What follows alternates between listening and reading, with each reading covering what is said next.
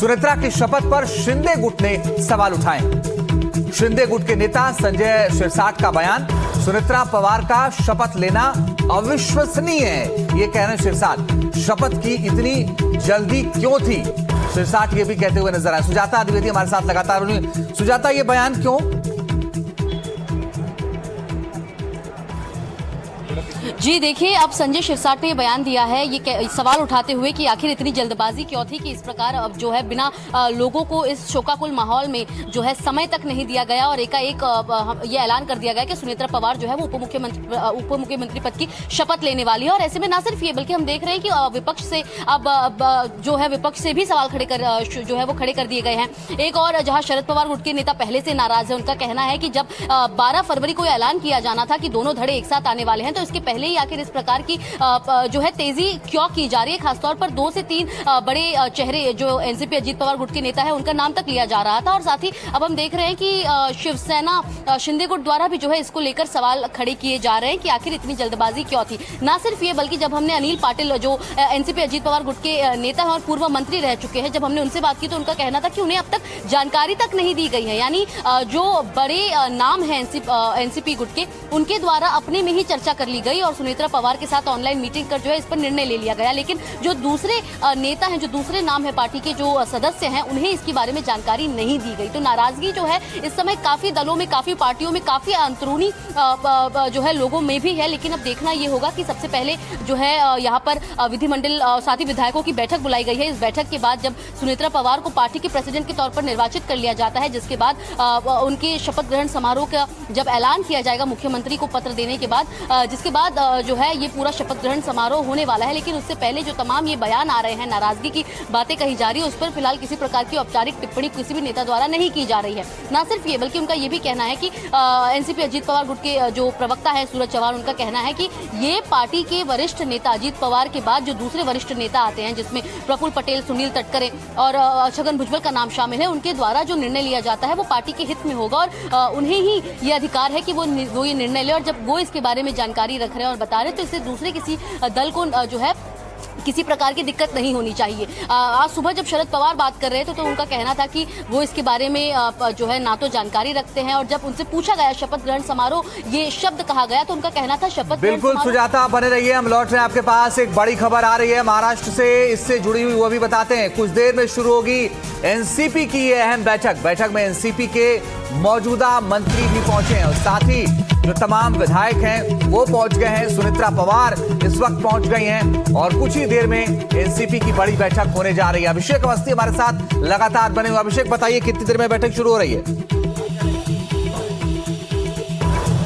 देखिए, तकरीबन 2-2:30 बजे का समय दिया गया था और इस हिसाब से तमाम जो विधायक है वो आएंगे और विधान परिषद में भी काफ़ी विधायक है वो भी आएंगे और साथ ही साथ सभी मंत्रीगण एक एक करके पहुंच रहे हैं। और जो कोर कमेटी है एनसीपी की वो ऑलरेडी पहुंच चुकी है। प्रफुल्ल पटेल कहे, सुनील तटकरे, धनंजय मुंडे और छगन भुजबल, जो कि इर्द गिर्द हम देख रहे थे पिछले 3 दिनों में जो राजनीतिक गतिविधियां हो रही है, इन 4 नेता के आसपास हमको देखने को मिली। पहले किस तरीके से सुनेत्रा पवार को कन्विंस किया गया, उसके बाद में कल बैठक हुई मुख्यमंत्री के साथ, उनका आश्वासन लिया गया और आज जो कल तक बात हम सुन रहे थे और आज प्रत्यक्ष हम देखेंगे कि उप मुख्यमंत्री पद की शपथ ली जाएगी। हालांकि सभी विधायक, जिस तरीके से सुजाता बता रही थी, कई विधायक ऐसे हैं जिनको अभी भी नहीं पता कि होने क्या वाला है, बट उन्हें बुला दिया गया है और एक तरीके से एक जो जन भावना के तहत सुनेत्रा पवार को अजीत दादा की जगह पर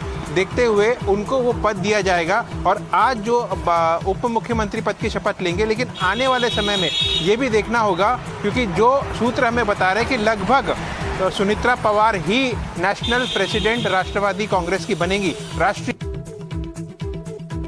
चलो अभिषेक, आपकी आवाज में थोड़ी दिक्कत आ गई, हम लौटेंगे आपके पास।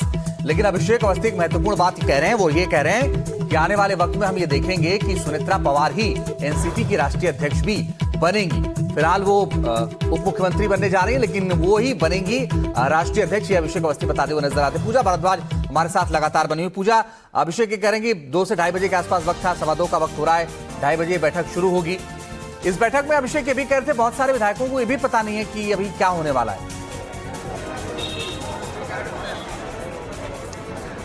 जी जैसा कि बता रहे थे, कुछ देर में ही बैठक शुरू हो जाएगी और महज औपचारिकता के तहत सर्वसम्मति से उन्हें विधायक दल का नेता चुन लिया जाएगा और इसकी जो जानकारी है लिखित वो विधानसभा अध्यक्ष यानी कि राहुल नार्वेकर के पास वो जानकारी दी जाएगी और उनकी सहमति के बाद मुख्यमंत्री देवेंद्र फडणवीस से मुलाकात करेंगे जो वरिष्ठ नेता हैं एनसीपी के, और उसके बाद फिर राजभवन की तरफ कूच करेंगी सुनेत्रा पवार और वहाँ पर शपथ विधि होगी।